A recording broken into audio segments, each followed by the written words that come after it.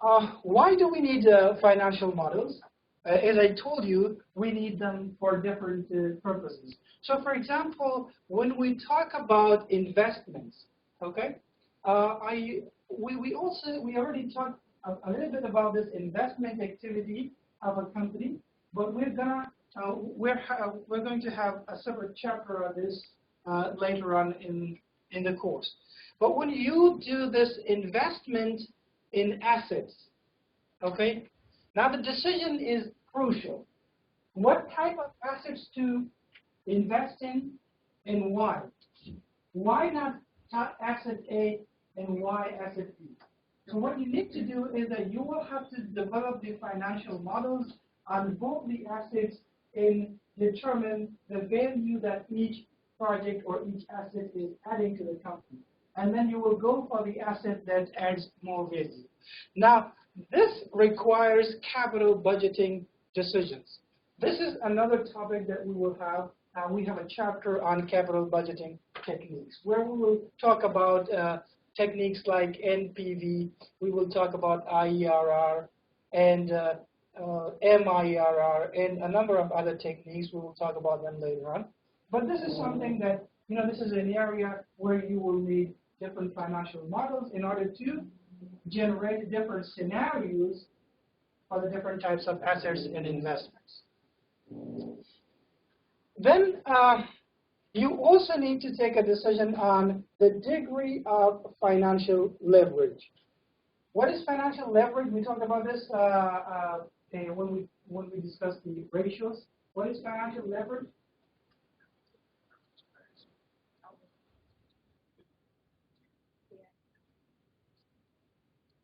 What is financial leverage?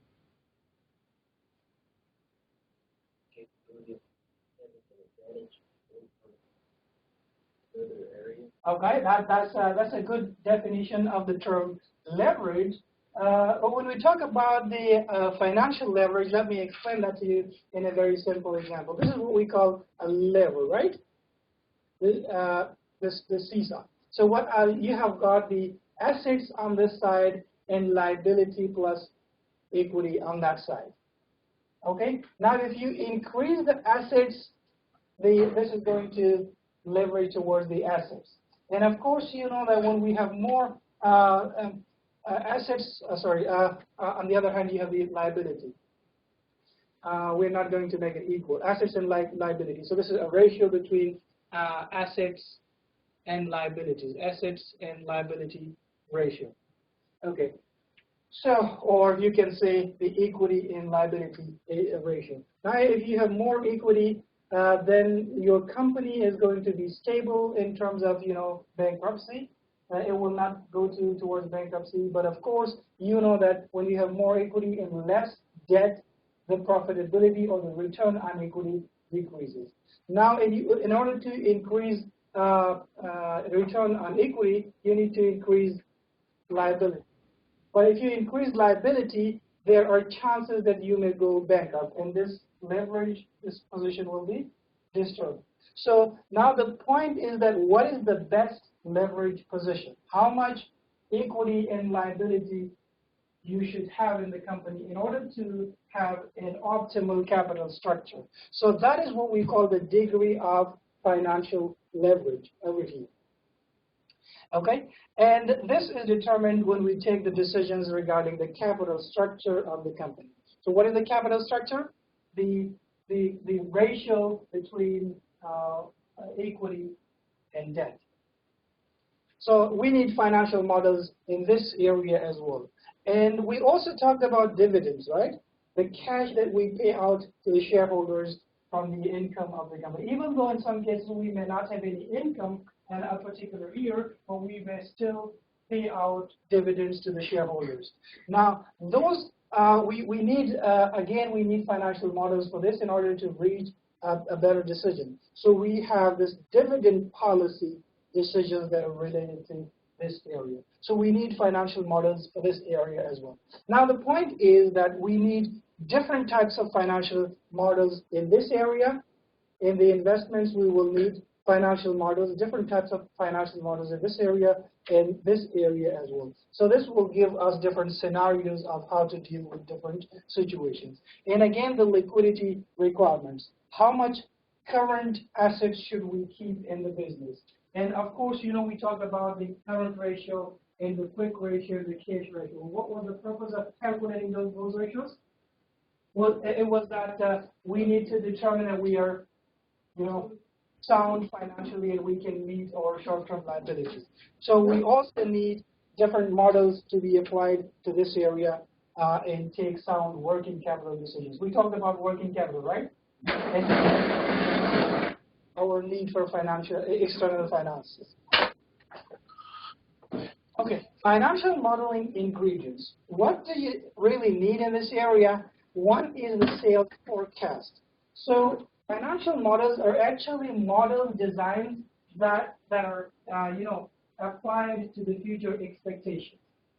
And of course, for that you need to have a sales forecast.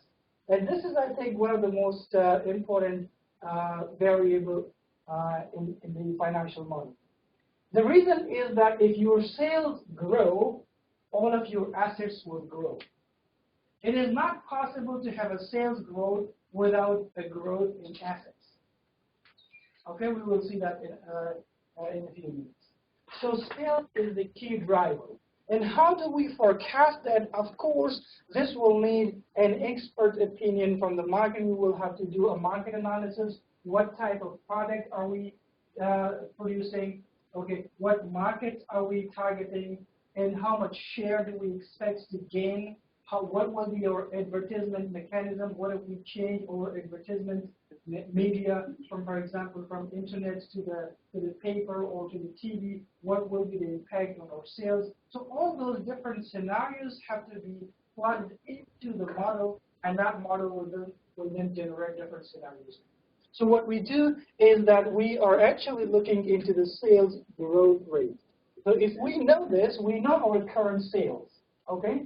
And if we can determine a sound sales growth, then we can develop financial model. And that financial model will then tell us what our balance sheet is going to look like for the next year. So how much more cash do we need for the next year if we are able to get this particular sales growth? And how much do we need to invest in our receivables, in our inventory, and long-term assets? And again, the short-term liabilities, for example, accounts receivable, will also increase with the increase in sales. But there are some of the things that we will have to determine. We will have to take our own decisions. For example, how much do we need to borrow? Okay, that is our management decision. It is not spontaneously related or dependent on the sales growth. So you will definitely need external financing, but which source of financing you need, that is up to you. That is your management decision, and we will talk about that later. Okay? The next important thing that you need to think about is that when you have this sales forecast, okay, the sales growth, then you can prepare your pro forma financial statements. And what we mean by pro forma financial statements is that they are projected financial statements for the next 1 year or 2 years or 5 years, okay? And they are accurate only if your sales forecast and the growth in the forecast in the expected revenues, the growth in the expenses is accurate. Okay, and of course there can be many scenarios. There will not be just one sales forecast. There will be different scenarios. So for example, what if our sales growth rate is 5%? What will be the scenario in that case? What if it is not 5%? What if it is 2%? What will be the situation in that case? So we can generate different scenarios, and I will go through one of the models. I have made an Excel sheet for you to go through, and that's going to be a very interesting exercise. Okay, and then as we said that if your sales increase, then that increased sale need more assets. So your assets requirements will also increase, and this is what we talked about. If there is a 12% increase expected in sales, you can also expect a similar increase in cash and receivables and inventory. If you don't increase your inventory, you may not be able to increase your sales. But again, in this case, we will be considering a very, an oversimplified scenario. But you can then make it as complex as you want later on. Okay. The next one, financial requirements. Now, when your assets increase, your sales increases, and that it needs an increase in assets. So how do we purchase those assets? We need financiers for purchasing those assets. And then that will be then discussed which source of financing we may need. We may want to retain the earnings, that is one option. We may issue new shares, or we may have to borrow a long-term debt or maybe a short-term notes payable from a bank. So there are different options, and we will talk about that as well. And then there are the plug variables. So what do we mean by the plug variables? This means is, so let's say if there is a 15% growth in sales. Now we know that if sales increase, inventory will increase spontaneously. And it is going to be proportionate to the increase in sales. Not exactly 15% increase in inventory, but it will be proportionate to the increase in sales. Okay? So that is what we call the spontaneous growth variable. But then we have the plug variables. When we need more assets, we need more liability and equity as well. So where do you want to bring that capital from? So for example, you may decide that, I need, in order to sustain this growth, I need $500 million of additional capital. Where do you want to bring it from? You may decide that we will borrow that $500 million. So you will borrow that $500 million and plug it into the balance sheet. That's why we call this a plug variable. It's up to you. Where do you put that plug? You may want to issue new shares and plug equal to $500 million and plug it into the balance sheet in order to make it balanced. We will talk about this scenario in a practical example. And of course, we have the economic assumptions as well. There are variables that you don't have control on. So what if the economy goes down over the next year? There are different variables. And you can forecast that to some extent as well. And what if the economy grows? You are expecting a 15% growth in sales, but if the economy is much better, that sales growth can go up to 20%. But if the economy goes down, that sales may go down to 5%. Or maybe that growth can go to negative. So you also have those economic assumptions to think about. But in this case, we will be considering a very simple example. So what are we trying to do is that we will be building a financial model, and that financial model is going to be based on a percent of sales. Do remember that this is oversimplified, and you may have very complex scenarios in the real world. So what we do is that we assume that our sales increase in a certain percentage. And all those other variables increase when the sales increase. Okay? So that is one scenario to build a financial model. So some variables, some items vary directly with sales. What are those variables that vary directly with sales? The variables on the income statement, for example. Inventory, yeah, that's an item on the balance sheet which increases with sales. Accounts receivable, that may be another one. The cost of goods sold is another one. Again, the labor expense. If you manufacture more, you need more labor. Electricity expense, your utilities, they all increase proportionate to the increase in sales. Make sense? Okay. So those items increase. So what are the variables that do not increase directly with sales? Oh, very nice. Your fixed costs may not increase directly with sales, but they increase in steps. So let's say that you have rented a building and you are paying $20,000 rent per month. Now, if you're having $10,000 sale per month, or if that increases to $15,000 or $20,000, you can still do that in the same building. So your rent is not increasing, even though the cost of sales increases, your utility expense increases because more customers, more inflow, more use of energy, okay? And also you will have to hire more employees, so that increases as well. But some of the employees' cost is going to be fixed. For example, the management. If the sales increase, you're not going to have another CEO, right? You're not going to have another CFO. So some of those costs are also fixed. But look at the rent. Now this rent, if your sales is 10,000, for example, the rent is at this level in the graph. Okay? If your sale goes up to, let's say, 50,000, you can still do the business in the same building. But say that your sales now increase from 50,000 onwards, and now this single facility is not enough. You will have to rent another building to sustain that growth. Now what will happen? You will have to rent another building, and the rent expense is going to go up to 20,000.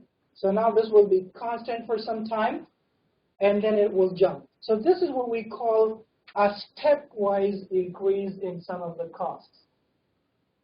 But a lot of costs and expenses, for example, utilities and cost of production, will increase directly with sales. So if sales increase, your costs increase.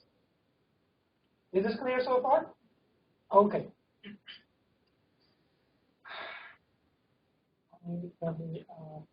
More.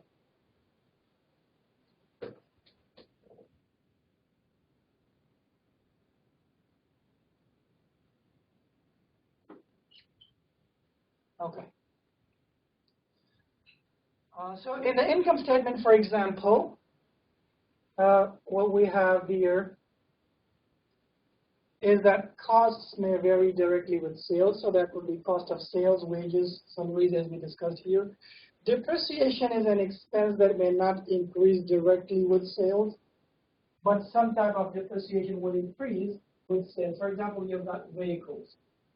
Now, if your business grows, at least you have the same vehicles, but you are using those vehicles more mileage means more depreciation.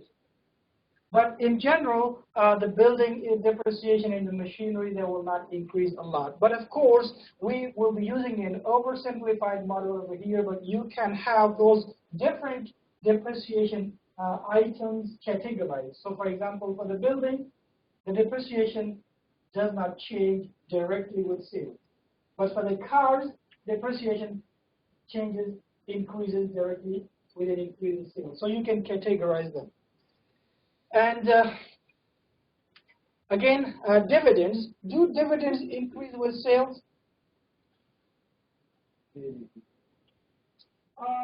Well, if your company's policy is that a certain percentage of net income is paid out as dividends. So for example, 50% income goes out as dividends. Then if your sales increase, your net income will also increase, and that is why your dividend will also increase. But again, this is a management decision, okay? It does not really depend on the sales. So you can have the dividends constant. You will say, you know what? We will always pay out $1 per share as dividend no matter how much we earn.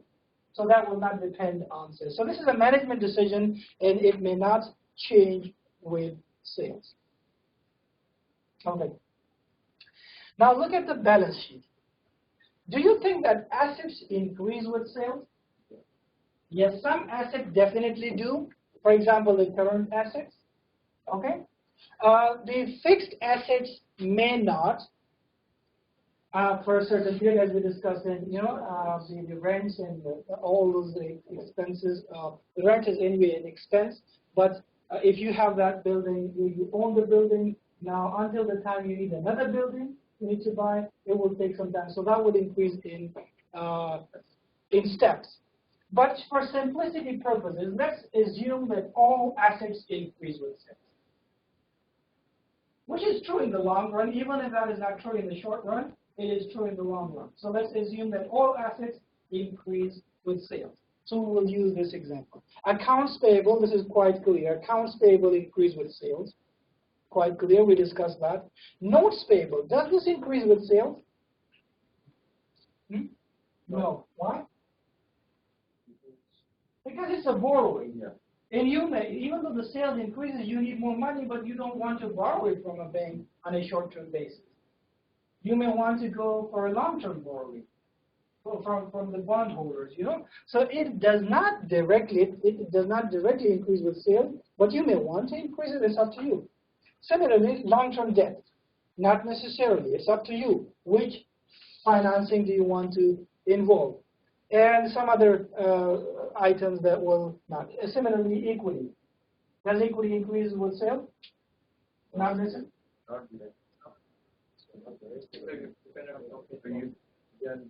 Choice. Yeah, it's again a choice.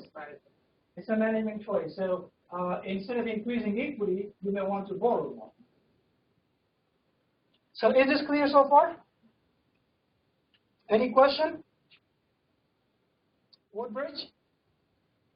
No. Okay.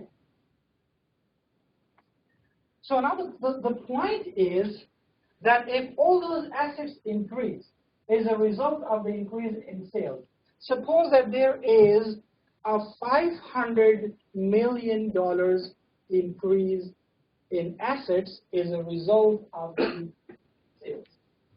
Now, where do we bring that from? Okay, that is what we call the, so some of this may be financed internally. What we mean by internal financing is the retained earnings. We need money, okay, and we earn it and we retain it in the business. So that is internal financing. But some of that, for example, 100 is internal financing. We still need 400 from external sources. So that can be a borrowing from a bank or the debt holders or the equity holders. This is what we call the external financing needed. Now this is very important because if we have forecasted a sales increase, which we know that will increase our assets requirements, and our assets can increase only if we have finances available to buy those assets. Now for a medium-sized company, making an arrangement for $400 million is a big thing. And that has to be planned in advance. That needs a lot of work. That needs a lot of approval in meetings and in all those arrangements. That cannot be arranged in a couple of days or weeks. So what you need to do is that you have to plan in advance, and you know that you will need $400 million in the next year in order to sustain the growth. Now, where do you want to bring that from? You may want to borrow that, and you should start the process from now in order for you to be able to get the money on time. If you don't get the money on time, you will not be able to buy the assets. And if you don't buy the assets, you will not be able to meet the forecasted sales. Okay? All right, so now let's look at the example. A very simple example. And in this case, we have got this company. The sales are $1,000. This can be $1,000 or $1,000 billion. But for simplicity, let's take it $1,000. And all the costs, for simplicity purposes, this includes the cost of goods sold. This includes the utilities, the wages, and everything. All those costs are $800. So the taxable income, this includes depreciation, everything has been included. And for simplicity purposes, we assume that depreciation also increases. So that is the taxable income. The tax rate, for example, is 34%. So 34% of 200 is 68. And if you remove 68 from 200, this is what we have in net income. Now what we do is that $44 are paid out as dividends and $88 are retained by the business. So this $88 is what we call the internal financing. Okay? And this 44 goes out. Now can you tell me what is the dividend payout ratio for this company? 30. Very nice. Dividend payout ratio, let me call this DPR. that is 33%. Is everybody clear on this? Because this $44, which is the dividend, it is 33% of the net income. Simply you calculate 33% multiplied by 132, you will get $44. So that is why we say that the dividend payout ratio is 33%, or you can say 1/3. Make sense?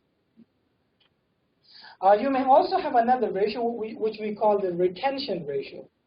What is the retention ratio in this case? Retention means how much do we retain out of the net income. So we retain 66%. So retention ratio is 66%. Is that clear? Okay. Now pay attention to these details because we will be developing models based on this data. Now what we expect is that, let's assume that we are expecting a 25% increase in sales. Now again, how do we come to this 25% increase? That will need a lot of calculation. That will need a lot of data collection, a lot of market analysis in our product analysis as well, in pricing and everything. But we are not going into that detail for the moment. We just assume that we have calculated this, and we are pretty confident about this 25%. It may be 20%, it may be 30%, but the average is 25% increase in sales. That is what we expect in the next year. Okay. So now, if the sales increase by 25%, what was the sales in the previous year? 1,000? So 25%, 20 are a percentage of sales. So in the previous case, if you look at this one, 800 is 80% of 1,000. So we can have the same assumption here. Again, the cost will increase in the same manner.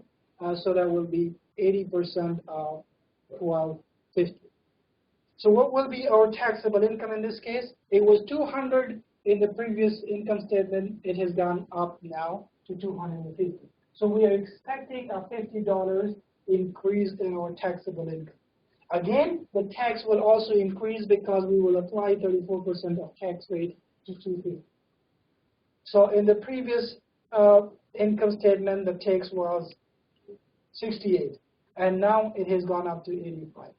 In the net income has gone up to 165. Now you can apply the same retention or dividend payout ratio. So 1/3 of this 165 will be retained, and the remaining 2/3 will be retained as per the dividend policy of the company, and 1/3 will be paid out as dividend. But again, this is not a constant decision. It can be changed. So for example, if the company needs financing, they may say, well, you know, for this year, we're going to retain all of this. Okay? Or they may decide, well, okay, we will retain half of that. Depends on the management decision. But as for from the previous data, we know that the retention policy is 66% and payout policy is 33%. All right, now look at the balance sheet. This is now the balance sheet before incorporating the sales forecast. So we have $160 in cash. What we need to do is that we need to calculate that what percent of sales is this cash at the moment. You know that our sales in the first balance sheet without the forecast was 1,000, right? So what will be the percentage over here? You simply divide 160 by 1,000. That will convert this $160 into a percentage of sales. So what will that be? Can you make sure, do the calculation that this is 16%? Is everybody clear on this? If you have any questions, please ask. Clear? Okay. Similarly, this is our accounts receivables. And accounts receivables are 44% of our sales. Inventory is 60% of sales. And similarly, the total current assets are 120% of the sales. Net plant, property, and equipment is, which is 1,800, and we assume in this simplified, oversimplified example that as our sales increase or all our assets increase. So they are 180% of the sales, and they will also increase. So in overall, our total assets, which are 3,000, they are 300% of our sales. And you know that our sales are 1,000. 3,000 is 300% of 1,000. Make sense? All right. Now, why do we do this? Because all these assets are expected to increase as our sales increase. So when we prepare the projected balance sheet, we will increase all these assets with these percentages, okay? Using these percentages. Okay. On the other hand, the accounts payable, it's a liability, and you know that as your business grows, your suppliers also grow. And your trust also grows with the suppliers. So they automatically lend you more. They increase the credit line. So when your purchasing of inventory increases, your credit line with your suppliers also increases. So that's why at the moment our accounts payables are 30% of our sales, but they are expecting to grow when our business grows. Okay? How about notes payables? We discussed this. Does this increase spontaneously with? No, it doesn't. So this is not applicable. Okay? It's up to our decision. We may increase it proportionately, but we may not. Okay? Similarly, the total current liabilities are not applicable because one of the dependent variables are not applicable. Long-term debt, again, it's our decision. We may or may not want to borrow long-term debt. So this is not applicable when we prepare the financial model. And to remember that these can be the plug variables. Okay, we'll talk about that in a minute. Again, equity. Does it increase with sales? We may not want to issue more equity. So this is not applicable. Again, retained earnings. That's our decision. So we may not decide to increase this. And total equity and total liability, all these variables are not applicable. Make sense? Okay. But depending on your dividends policy, so for example, if you want to stick with your dividends policy, which is 33% payout ratio, then you may want to have an increase in the retained earnings proportion. Okay? But it's up to you. It's a decision that you have to take. All right. Now this is the projected increase in the assets. Okay? If our sales increase by 25%, which is here, 25% increase in sales, all right, then these assets, which we converted into as a percentage of sales, they will also increase. So what was this? Cash was 16%, right? 16% of sales. Again, this $40, the new cash requirement, which is 200, this is 16% of the new sales. What was the new projected sales? $1,250. Okay? And 16% of 1,250 is equal to 200. Can you check that? Can you check that 16% multiplied by 1,250 is equal to 200? No. Correct? Okay, so we are on the right path. So all these assets, now this one, which is the accounts receivable, this was 44% of the sales, right? Of the old sales. So this is going to be 44%. The new accounts receivable are going to be 44% of the new sales. So this is 44% of 1,250. And you can do the rest of the calculations. Is per these percentages that we already know. So you will increase all these assets by these percentages. Now the interesting thing is over here. Because accounts payable is a spontaneous liability that increases spontaneously with sales. So we expect this was what percent? 30. This was 30% of the sales, right? So now this new accounts payable balance is again 30% of the new sales. So this is 30%. 1250 is the new sales, and 30% of this new sales is going to be 375. So that means like an increase of $75 in accounts receivable. So that's a spontaneous increase. But notes payables don't increase, so there will be a zero increase. That depends on our decision. The total liability, long-term liability, it depends on our decision. It does not increase. Okay, retained earning. Yes, please. What do you mean by spontaneous? But these others are not directly related. Now, retained earnings, in this particular example, this can be used as a plug variable. What was our total new income? Net income, that was 165, is for the projected income statement. All right? So 165, and we retain how much? 10.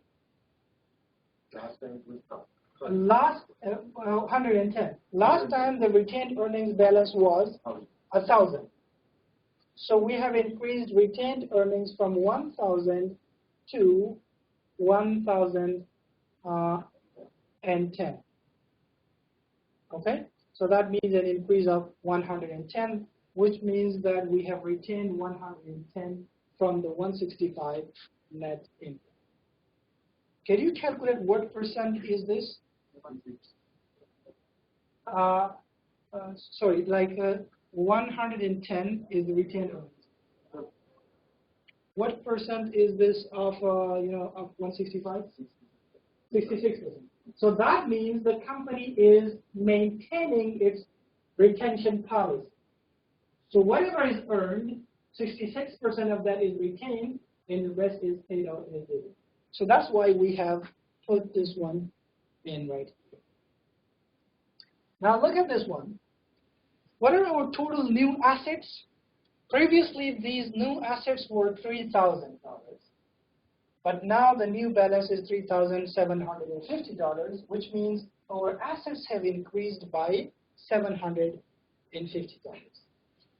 Now we need to buy those assets. Where do we buy them from? We need financing.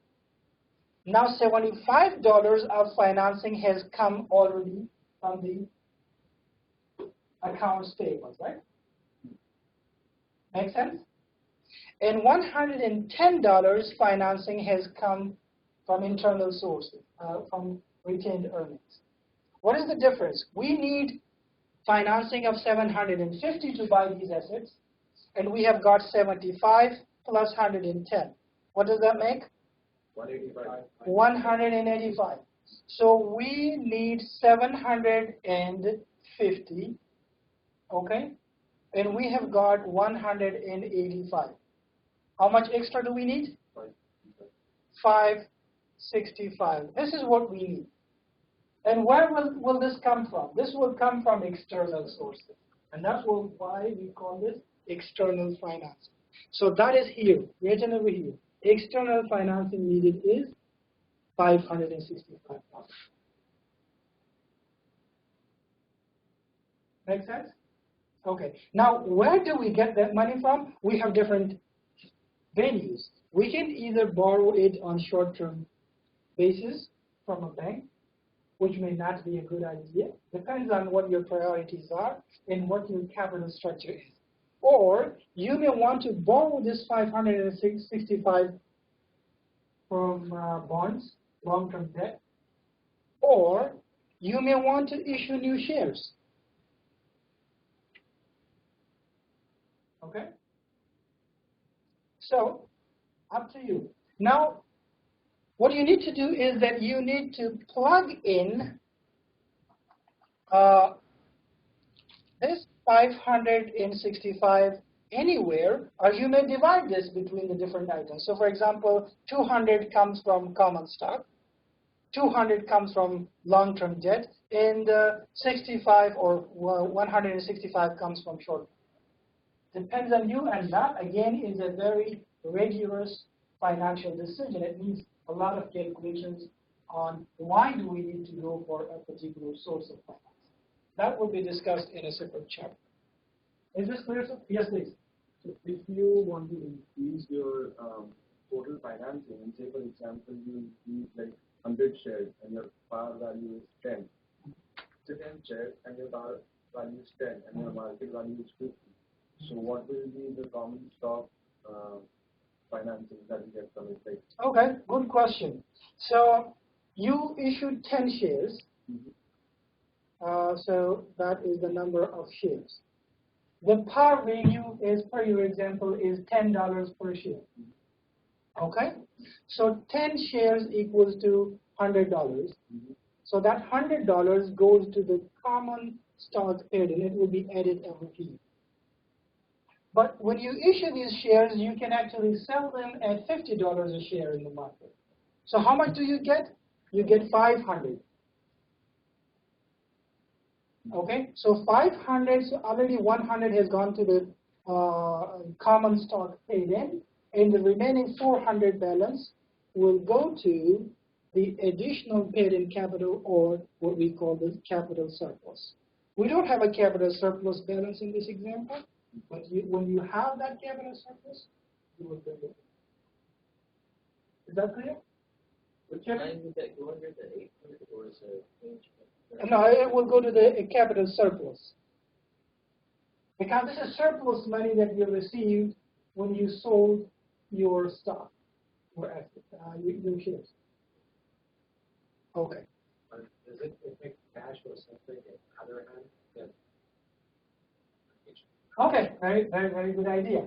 Does it affect, so let's suppose that we need an external financing of 565, right? Say that we borrow it from one item, long-term asset. So we got the money, right? We got $565. Where does this balance out? If you remember, we have already increased the assets. And this 565, and including this 75, and including this retained earnings, have already been adjusted in these different assets. And that's why the assets have gone up by 750. Okay, so some of that goes, that has already, it has increased our cash. That was previously 100 and what? 180? 160, it has gone to 200, and all the other assets have increased. So it has already been back. Woodbridge? Yes. Do you have any questions? No. Okay. Are you all there, or? Yeah, we're all here. We're all here. You see all three, right, sir? Yeah, we can see that. All right. Okay. So, what do we do in this case? For example, we don't issue any more common stock. And again, it's up to you. It's your decision. The retained earnings have already been increased, which was internal financing. This was already increased. What we do is that we increase notes payable by 225. So this is one plug variable. We plug this notes payable into the balance sheet in order to make it balance, make it work. And we also increase long-term debt by $340. Does that make 565? 225 plus 340. Does that make 565? Mm-hmm. So we plugged in the external financing. And now you can see that the balance sheet is balanced. We have 3,750 in liabilities plus equity, and we have 3,750 in assets. Now, why is this calculation or this modeling so important? I told you that. Because this may be our $565 million external financing need for a medium-sized company, which may not be very easy to get, so we need planning for that. And if we don't get the money on time, we may not be able to buy the assets, and if we don't buy the assets, we will not sustain the growth. Okay? All right. Okay, let's now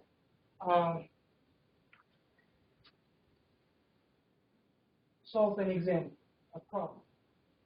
So open your Moodle shell. You have got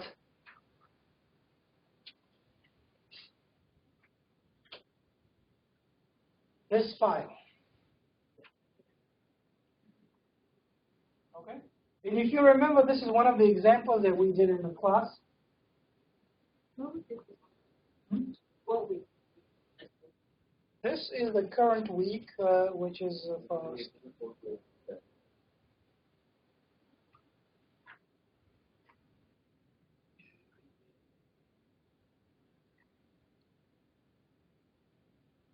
okay. So what we have is that this is our current. Okay, I need to delete this as well. I was supposed to delete this column, right? Okay, kindly delete this column. Okay, I solved this and I forgot to delete that.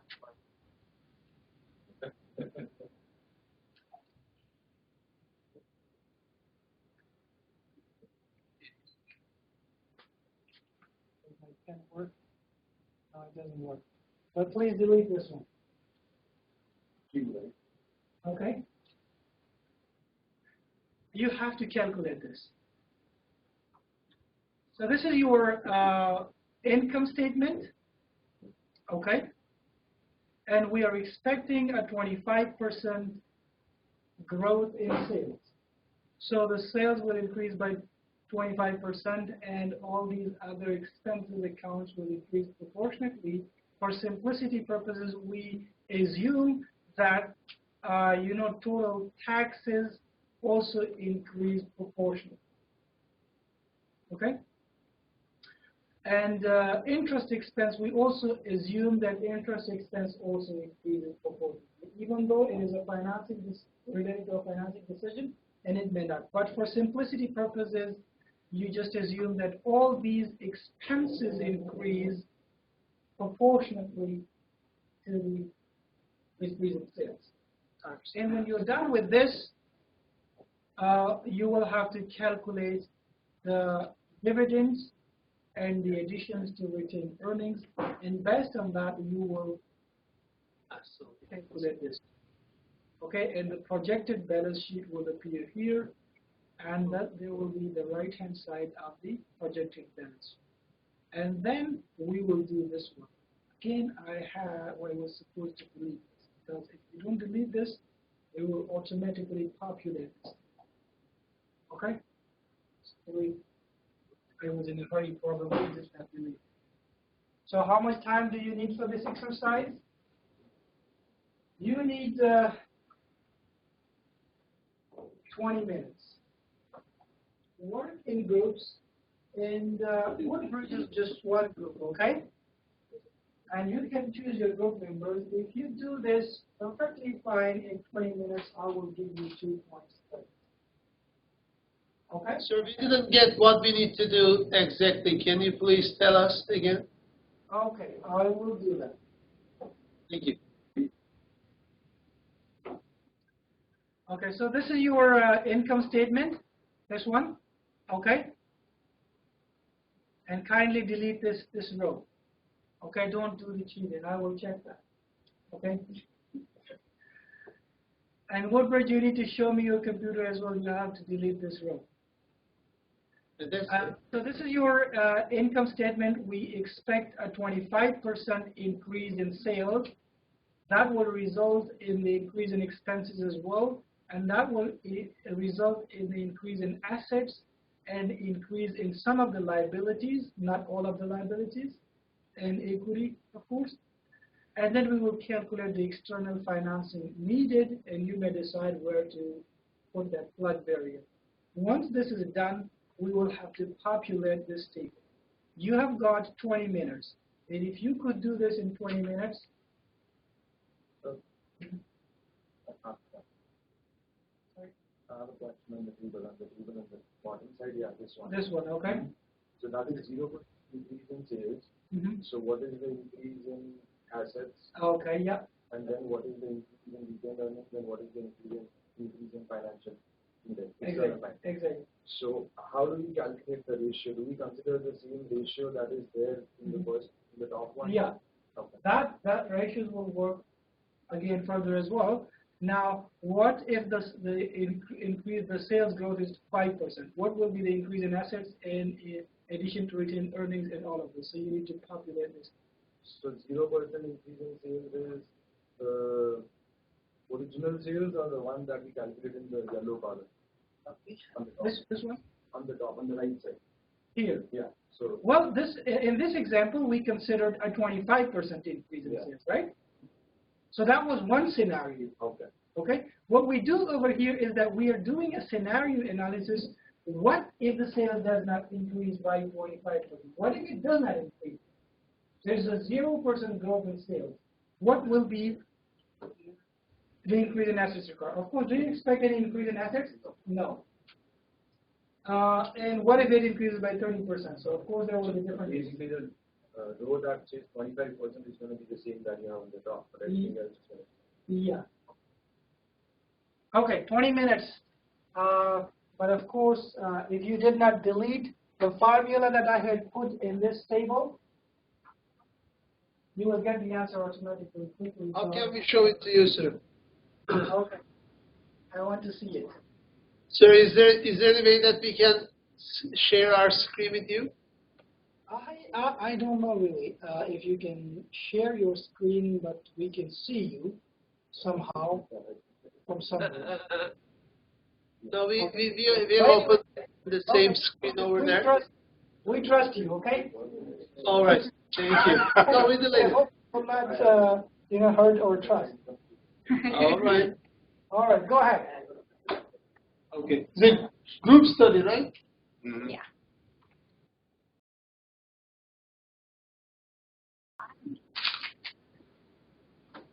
Okay. So, because now you have gone through the practice, you know a lot of the things that you need to do here, and you will be helping me, okay? Everybody. I need help from everybody. So if I make any mistake, just correct me, and we will be doing this together. So there we are expecting a 25% increase in sales. So that one is pretty easy. This should be equal to the sales okay, let's first find the increase in sales. Okay, so we are expecting this to increase by 25%. So how much will be the increase? That will be the revenue multiplied by 25%. Clear? Okay. Now, the cost of goods sold, what we need to do is that we have to first convert this into a percentage of the sales. Okay? So if you do that, that will be the cost of sales divided by the sales. That will convert this into a percentage of sales. Make sense? So for example, okay. So if you divide the cost of sales. Sorry, we cannot see this. Okay, let me make it bigger. Zoom in.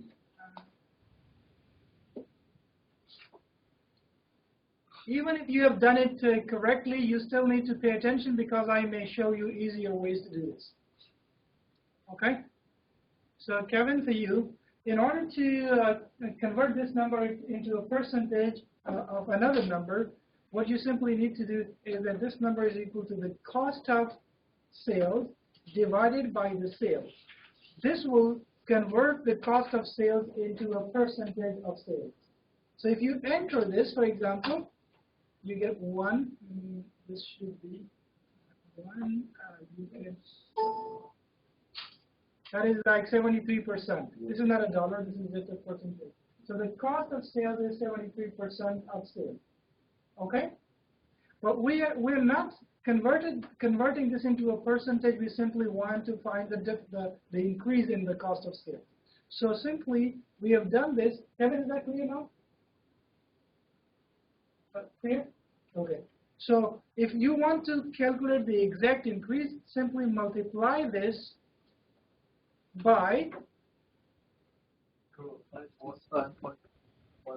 multiply with Q. 20% increase in sales. Yes.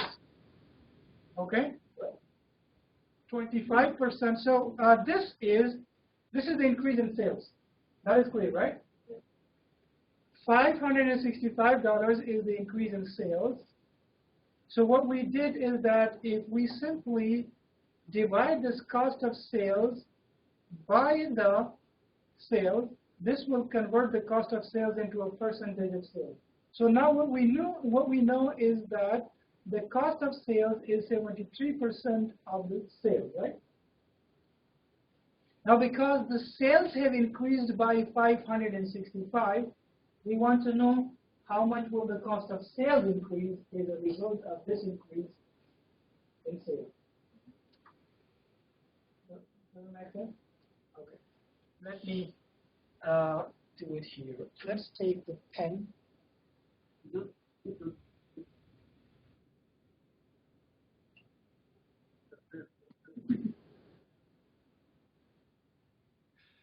Okay. So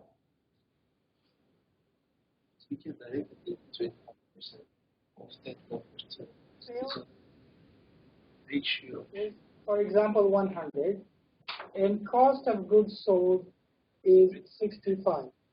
Now you know that this cost of sales is 65% of the sale. That is pretty clear. But if you want to convert this into a percentage, so CGS is a percentage of sales. You can simply do this by dividing the cost of sales by the sales. So that will be 65%. So the cost of sales is 65% of sales. Does that make sense? Okay. Now we know that if sales increases, cost of sales also increases. And we know that the cost of sales is 65% of the sales. So if there is an increase in sales,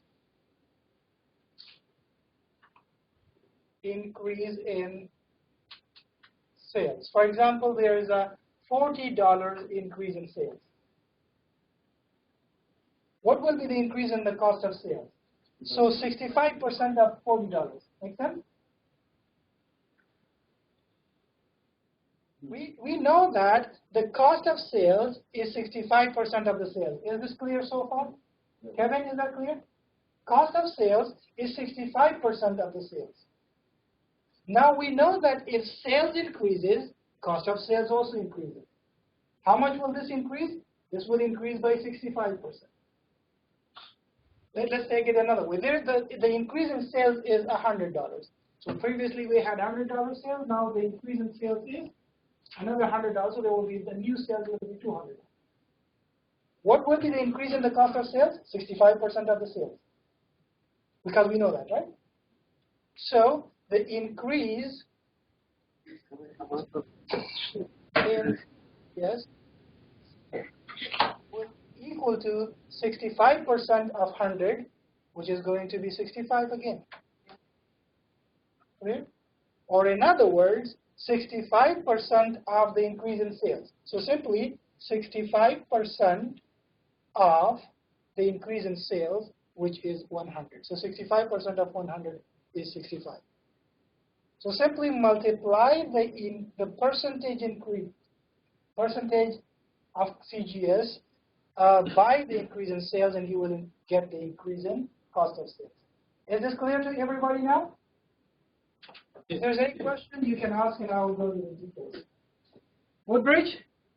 Yes, sir. Is that clear? Yes. Okay. So now you know this. If you divide the cost of sales by the sales, that will convert this into a percentage. And now because we want to find the increase in the cost of sales, So the increase in sales is this. What will be the increase in the cost of sales? So you simply multiply this with the increase. Okay? Again, you can repeat the same process for the next one. So convert this into a percentage. This divided by the sales. Okay?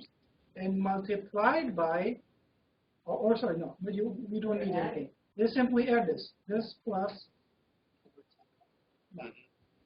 So the total increase in gross profits will be $152.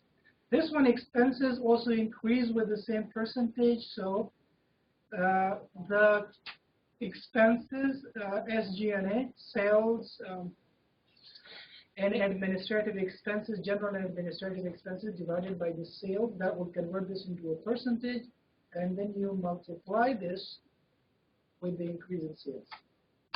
So there will be an $82 increase in this.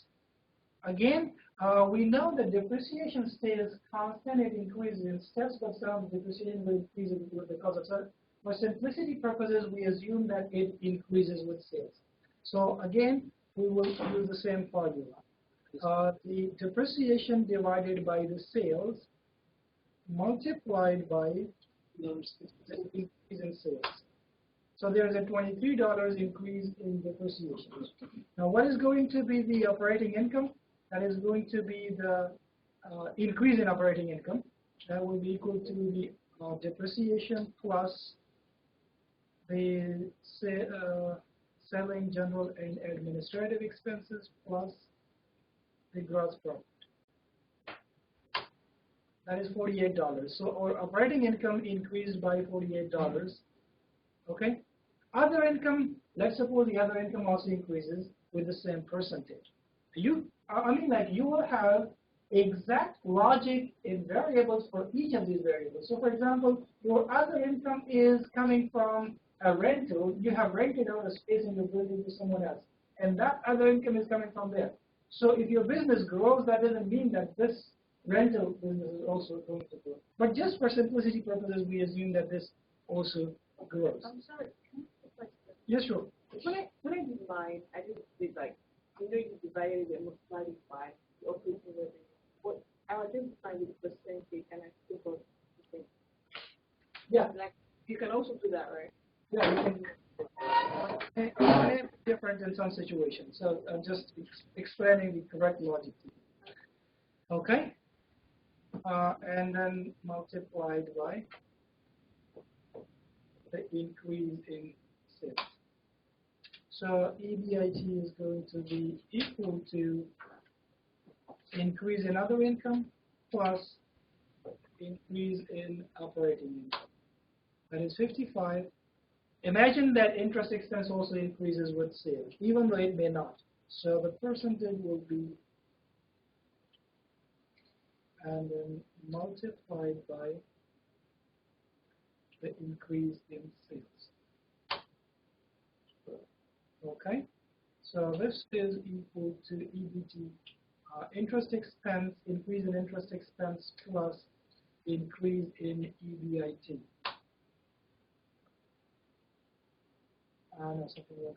Equals to increase in interest expense plus increase in EBIT, which is $43. So there's a $43 increase in EBT. What will be the tax just for this EBT multiplied by the tax rate? So that will be the number. Again, if you have done this like the other way, and you have that justification for it, well and good. Okay? I'm sorry, can you? Same thing again. But So simply, this is the increase in EBT, earnings before taxes. So if our earnings increase, our tax will also increase. So we will have to pay an extra tax on the $43 in extra income, right? But in this case, we need to know the tax rate, right? If you don't know the tax rate, how do you?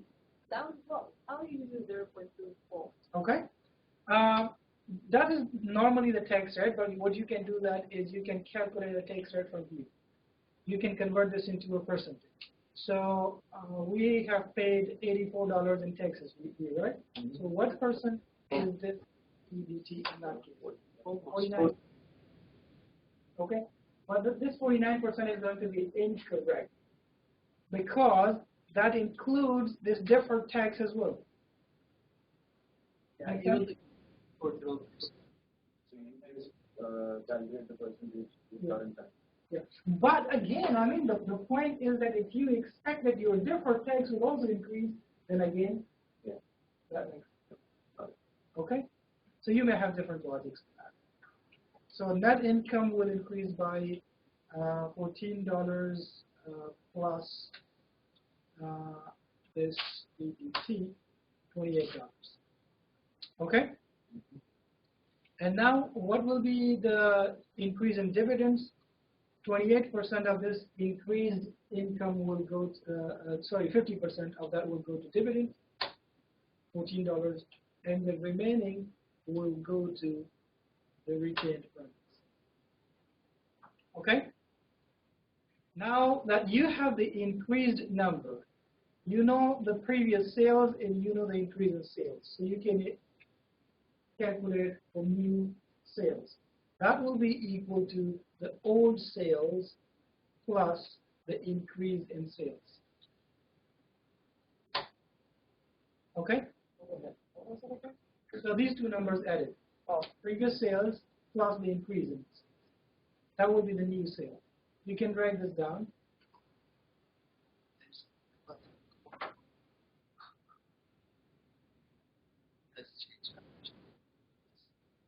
Okay. You can delete this. And these two zeros also deleted. This also deleted. And this is this correct? 57? Yeah, makes sense because it's 50% of the new net income. Correct? Yeah. Any questions so far? Now, let's convert this number into a percentage of sales. So we have got accounts payable. I'm sorry, let's go to the cash first. We have got $140 in cash. We need to convert this into a percentage of sales. How do we do that? Simply this cash divided by the sales. Where is the sales? The sales is this one. And let's press this F4 button so it will make this reference constant. When we drag it down, the sales will not, that reference will not change in the formula. Okay? So that is 6%. Cash is 6% of sales, and you can drag this down, make life.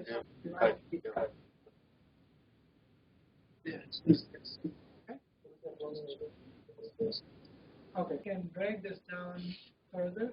So our total assets are now 83% of sales. Remove these zeros. So total assets are 83% of sales.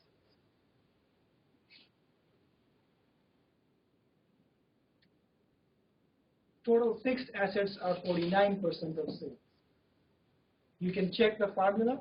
This will be the total fixed assets divided by the sales. You can see it divided by the sales.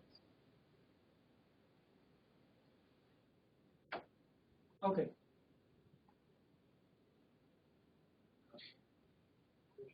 Okay. Now let's calculate the projected cash. How do we do that?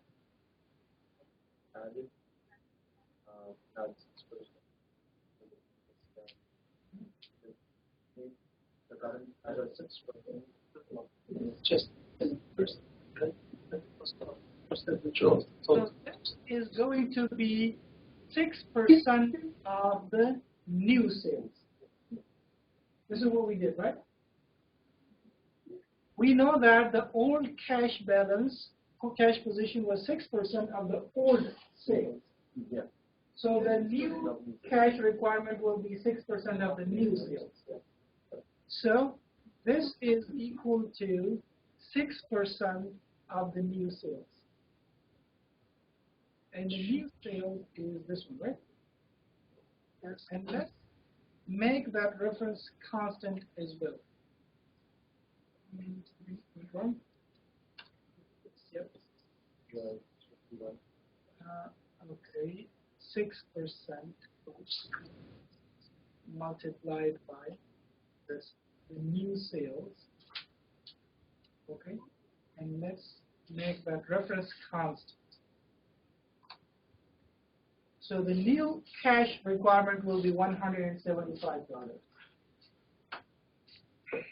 Last year we needed $140 cash, but when our sales increases, all our assets are expected to increase, so our new cash requirement will be $175.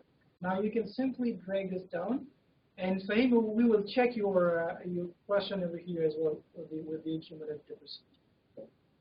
Okay? Makes sense, right? Yes. Okay? So remove these zeros, the unnecessary zeros, and we have 6 is gone. So the total assets will go up to 2,349. Woodbridge, is that clear? Yeah. Yes, sir. Okay. Okay, now let's go to the right-hand side. We know that accounts payable is a liability that increases with sales. So let's convert this into a percentage of the old sales divided by the old sales, which is this one. So that is 9% of the old sales. And we know that notes payable does not increase accordingly. This one. So we know that accounts payable is a type of liability. If our business grows, we buy more from our creditors, and they sell more on credit. So our accounts payable will increase in our sales. So what happens is that we want to know that what is this percent, we are converting this percent into a percentage of sales. Because we know that if the sales increases, this number also increases, this item also increases. So we want to know what percent is this of the current sales. So simply equals to accounts payable divided by the current sales. That is 9%.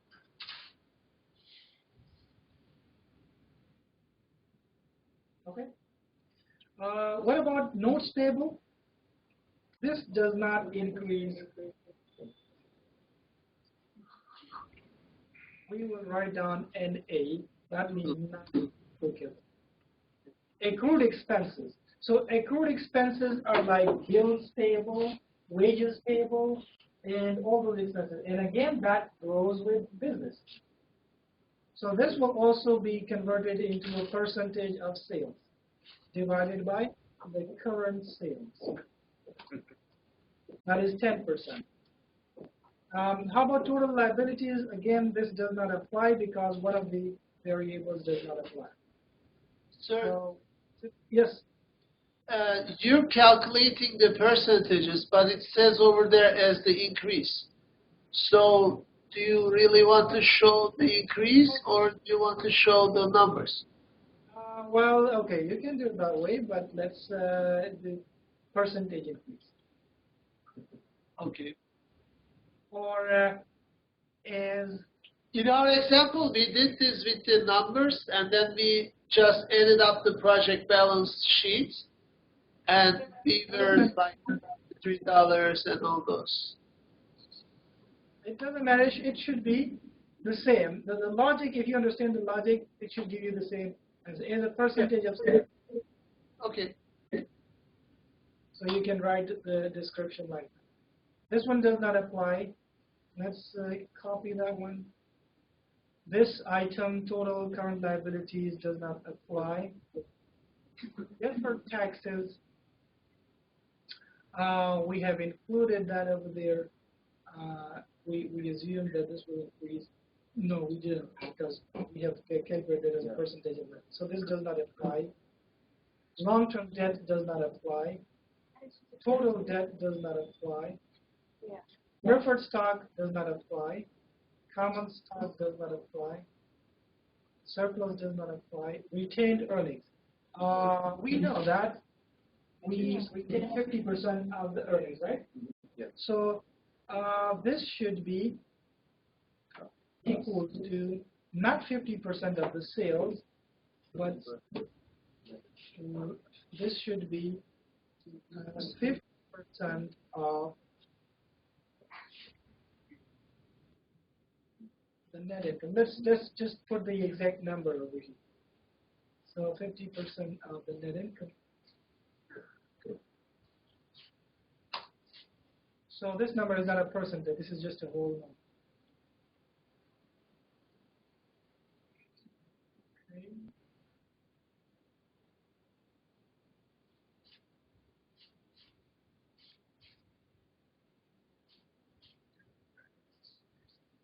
Equals to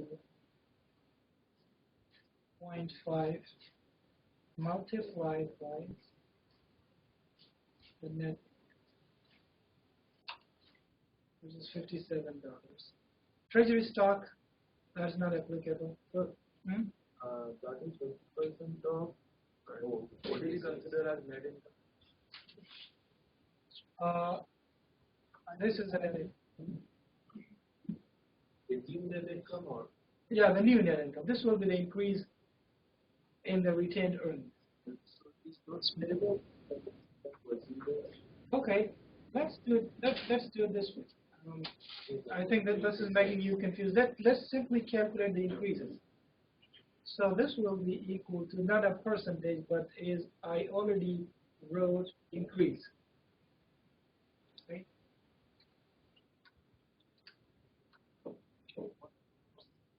Now this is increase. So this is 9%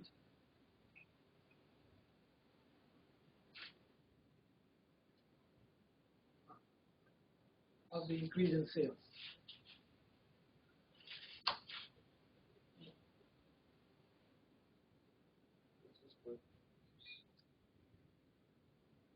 So we need to convert this number. It should be converted into a number, right?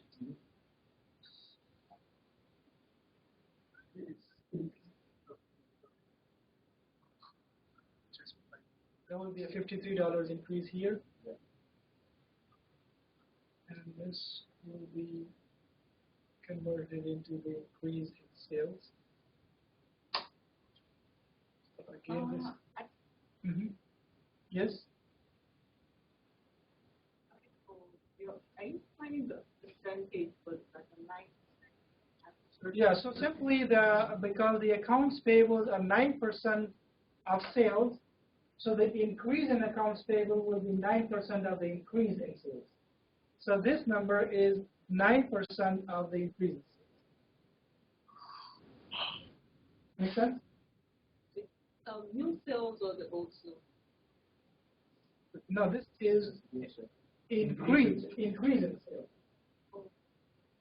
So because accounts payables are 9% of the sales, of the old sales. So if the sales increase, there's an increase of whatever in the sales. There will be an increase in the accounts payable as well. How much increase will that be? That will be according to the percentage. So because the current accounts payables are 9% of the sales, so the increase in accounts payable will be 9% of the increase in sales. So we simply multiply 9% with the increase in sales, which is this. Oh. Okay? So that makes things easier. Now, we also know the dividend policy, so the dividend will increase by this. Okay? Now let's calculate the new right-hand side of the new balance sheet. So this will be equal to the old accounts payable plus the increase in accounts payable. That will be the new accounts payable. So you can drag this down. Right now. Now these are values because Is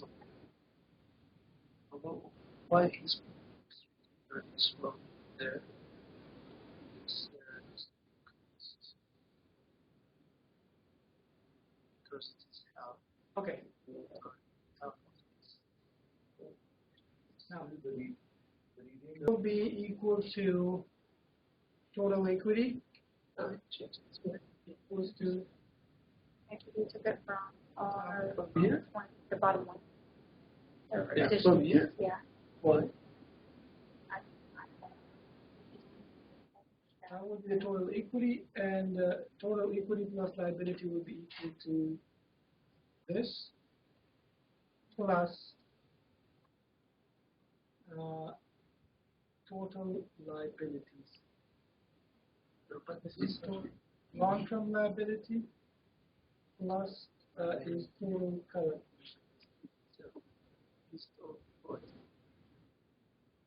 Make sense? Okay. Now look at this one.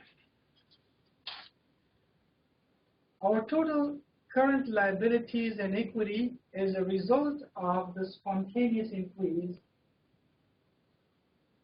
As a result of the sales is 2,045. But how much is our assets? That is more. And if we want to make this balance sheet balanced, these two numbers have to be the same. So what we need to do, we need to borrow the difference from external sources. So what is the need for external financing? That will be this number, the total assets minus the total equity plus liability. That is $304. So, and if this is in millions of dollars, we need $304 million arrangement for external financing. How does that work? Just know that 25% up. No, I know that. How does it come here? By writing this thing over here, you change And we can also Yes. calculate Is that that's it are right, and the old word is it will change. But I don't know how it's is this one, right? But we need only 304 in external financing. Why? Because some of this has been arranged from the retained earnings and some from the increase in accounts payable, and some of as a result of the increase in accrued expenses. So we only need to arrange this much from the external sources. Okay, quite a rigorous example. Who is clear and who is not? Again, let me remind you that these assumptions depend. For example, the depreciation may not increase. They will remain constant and depends on your business requirements. But this was just for the purpose of this example that we assume that depreciation increases. And similarly, some of the other accounts as well. So far, so good? Kevin? I don't think it is. Okay. Okay, now we need to build this table, and here is increase in assets required. We simply, how much increase in assets is required? This one, right? Sir, sir, the increase in total assets, how is it? That is, these were the old assets, right? And this is the new assets requirement. So the increase is the new assets minus the old assets. It will go from Oh. here and to this. How do they- By the way, it doesn't show up. What is the addition to retained earnings? That is $57. What is the external financing need? 304. Let's get 470. Okay, this is in a situation where the sales increase by 25%. If the sales increase by 25%, our assets will increase by $470. Our addition to Before you go further, you get this 470 from the increase in total assets, right? Yeah, yeah. So you calculated this with the formula by taking this from there to there. So the difference of these two. Okay. You missed. Yeah. All right. Thanks. Okay. Now, how do we complete this table? 5% of 470. I think it's table equation. You know, Excel is a very powerful tool. And we can do it with a click of a button. What you need to do, please pay attention to this one. We will be using this type of calculation quite often in the course. So if you want to populate this table, one thing is that you have to do it one by one, and that will be a very tedious job. But what you can do is that if you select this whole table, and then go to the Data tab, and then go to What If Analysis. Now, what does this What If Analysis do? This What If Analysis does a scenario analysis, like, what if the growth rate is 0%? What would be this number? Okay? What if the growth rate is 5%?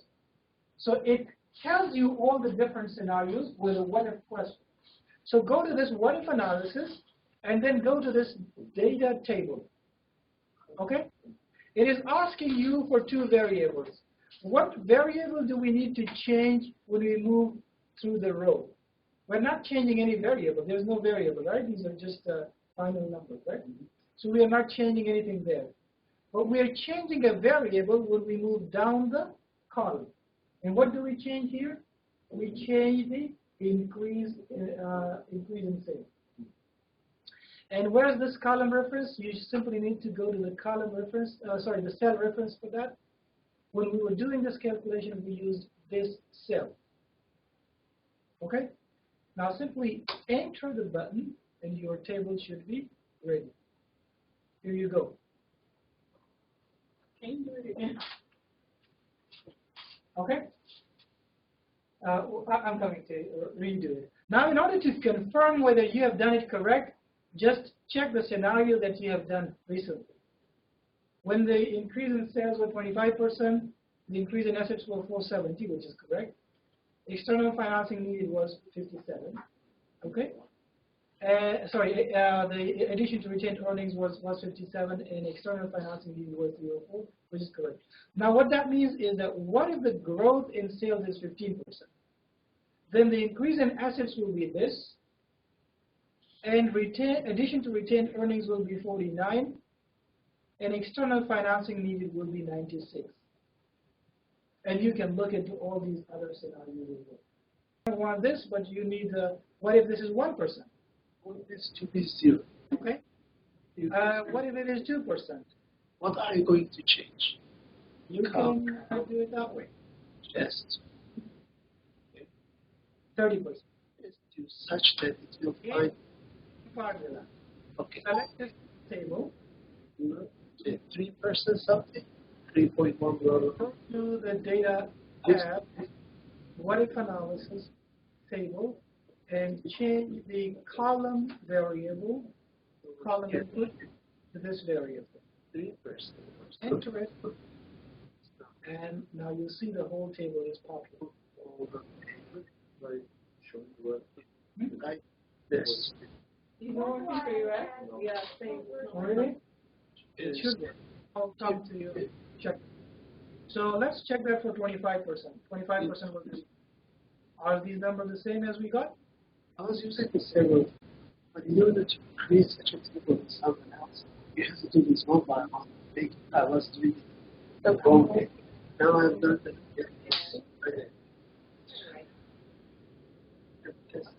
Major stage. So can you click on that? Can you click on this? Because it's just, he's taking 40%.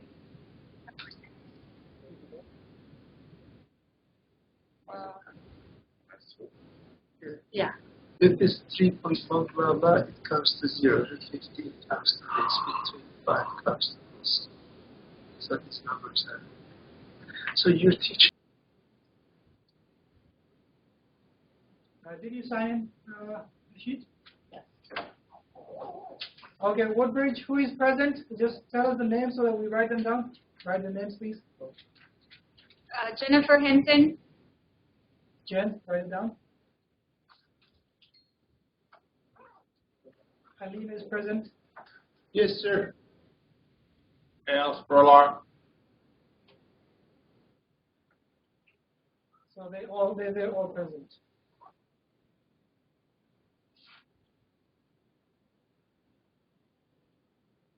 Okay, if you're done, you can go. I will upload this file.